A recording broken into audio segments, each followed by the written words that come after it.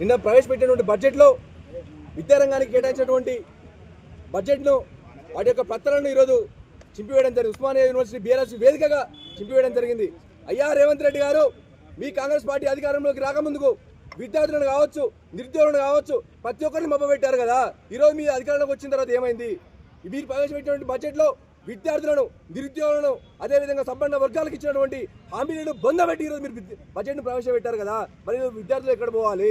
మీరు కేటాయించి మీరు ఎన్నికల ముందు ఇచ్చినటువంటి హామీలలో భాగంగా విద్యారంగానికి వచ్చేటువంటి బడ్జెట్లో 15% కేటాయిస్తున్నారు కదా. మరి ఇప్పుడు ఎక్కడ పోయింది రేవంత్ రెడ్డి గారు?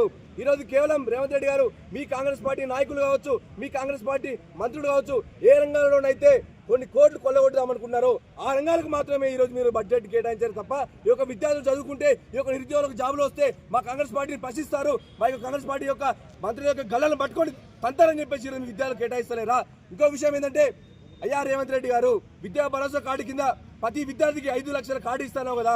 ఏమైంది? ఒక ఉస్మానియా యూనివర్సిటీ విద్యార్థిగా, ఒక ఉస్మానియా యూనివర్సిటీ విద్యార్థిని అడుగుతా ఉన్నాను. ఇదే తెలంగాణ రాష్ట్రం కొరకు చనిపోయినటువంటి ప్రతి ఒక అమరవీరుడి కుటుంబానికి అమరవీరుల కార్డు ఇచ్చి 250 గజాల జాగా ఇస్తాను కదా. ఈరోజు అవన్నీ మీరు ఇచ్చిన హామీలు ఏమైనాయి? నేను ఒకటే చెప్తా ఉన్నాను, ఈరోజు తెలంగాణ రాష్ట్రంలో ఉన్నటువంటి నిరుద్యోగులు, ప్రజలు, విద్యార్థులు ప్రతి ఒక్కరు కూడా మీరు ఇచ్చినటువంటి హామీలను అన్ని కూడా గమనిస్తూ ఉన్నారు. రానున్న రోజులలో తప్పకుండా ఏ ఎన్నిక వచ్చినా సరే, ఏ అవకాశం వచ్చినా సరే మీకు బుద్ధి చెప్పడం కోసం తప్పకుండా ఉస్మానియా యూనివర్సిటీ వేదికగా కొట్లాడదామని చెప్పేసి నేను తెలియజేస్తా ఉన్నాను. జై తెలంగాణ, జై కేసీఆర్.